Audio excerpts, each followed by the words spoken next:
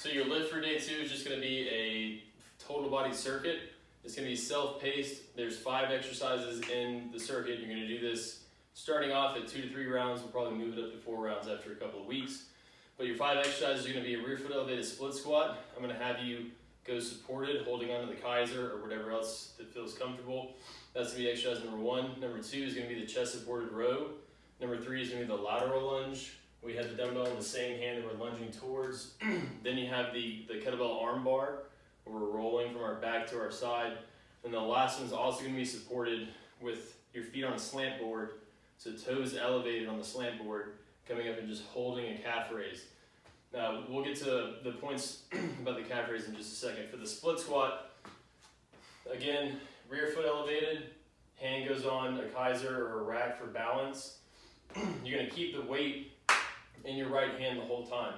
So if you go right foot forward, weight's in your right hand, and you're going to focus on reaching that shoulder and that dumbbell forward and holding that position as you maintain heel contact and sink straight down into your split squat and stand straight back up. When you switch, you're going to perform the split squat the exact same way, but just switch legs.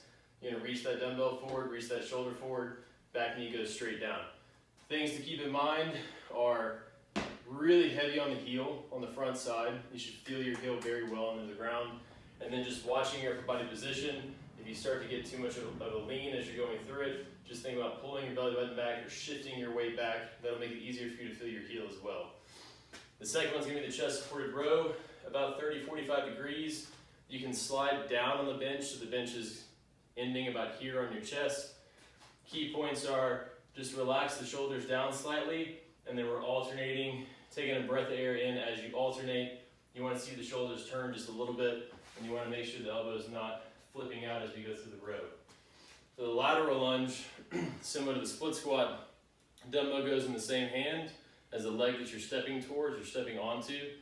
As you step, heavy on the heel, reach the opposite hand forward and pull the dumbbell back, almost like you're trying to do a row, but you're just kind of keeping the arm a little bit straighter. That's going to help you sit back in this hip a little bit more, and then when you come up, you can bring that dumbbell back into the front, swing it back into the front.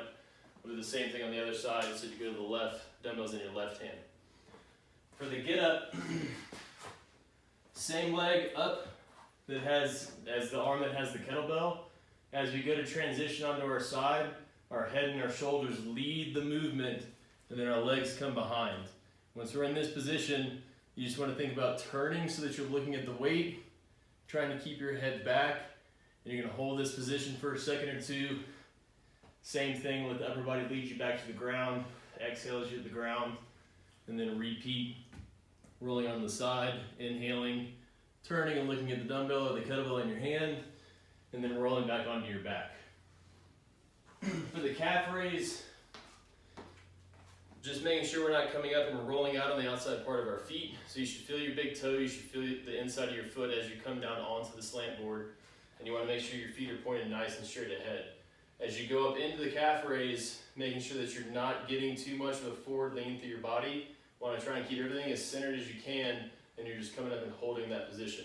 It's okay if it looks like it's a little bit limited in terms of plantar flexion or your ability to point your toe and get all the way up under your calf.